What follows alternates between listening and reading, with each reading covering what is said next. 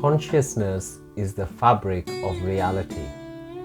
It is the medium from which every aspect of our experience manifests. Color, sound, taste, smell, space, time, matter. Every quality we ever experience in the world is a form of quality within consciousness. Our entire image of reality is generated in and from consciousness. We are aware of the world and therefore we are conscious. However, consciousness cannot be seen, weighed, or detected using any scientific instruments. It is invisible. So how do we even know it exists? Well, if consciousness did not exist, then how are you aware of yourself and the world around you? Everything we know is part of the picture of reality arising in consciousness. This is true not only for the objects we experience in the world around us, these are thoughts, feelings, and ideas, but also likewise manifestations within the consciousness.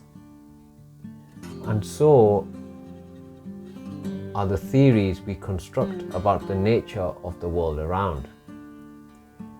Everything we know is constructed in consciousness. Philosophers of the West are now catching up with the ideas of consciousness that have been known in the East for thousands of years. Philosophers in the West are now beginning to understand that the world around us does not exist as they always thought. The world is a reflection created inside consciousness using the brain and the mind.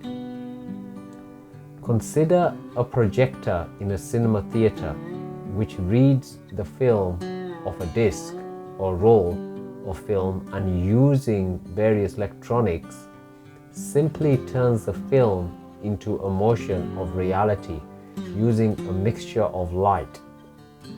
The light is fundamentally white light, which the viewer watches and gets drawn into it as though it was real life.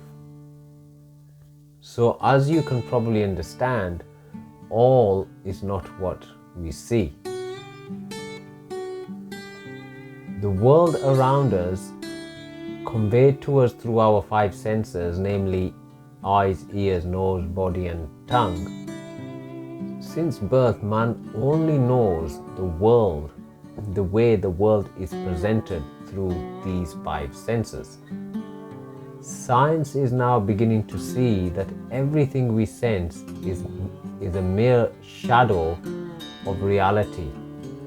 The act of seeing occurs when the light from an object travels through the lens of the eye, and the light is then focused on the back of the eye onto the retina. Here, the light rays are turned from light into electrical signals. These signals are transmitted using neurons to the center of vision at the back of the brain. It is this part of the brain that constructs the image, and then you experience things such as, for example, a flower. The video you are now seeing is seen in this area of the brain. When we say we see, we are actually experiencing the electrical signals converted by the brain to form an image. The brain never actually comes into contact with the flower. It is only the interpreted signals from the eye that one is actually seeing. The same situation is true for all the other senses.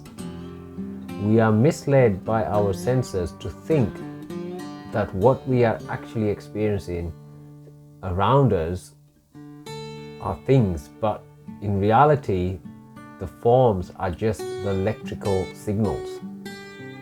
This is not to say that what we see is not there. What we see is only a fraction of what is actually there. Our senses are limited, and therefore we only see a fraction of reality, and that too we tend to distort. For instance, if we see a flower in the external world, we only see the light traveling from the flower, which is converted into electrical signals. This is done by our eye, and then when these signals are fed to the brain says, yes, this is a flower.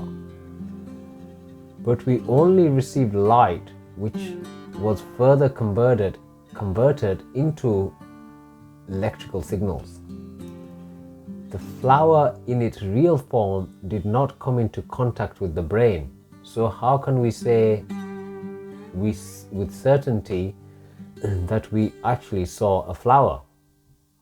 If the neuron, which is like a wire that carries electrical signals from the eye to the brain, is actually cut with the scissors, then we will no longer see the so-called flower.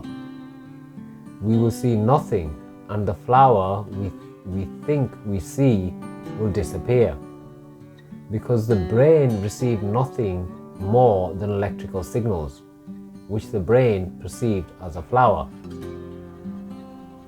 Again, there is a lot more to the flower than what we see.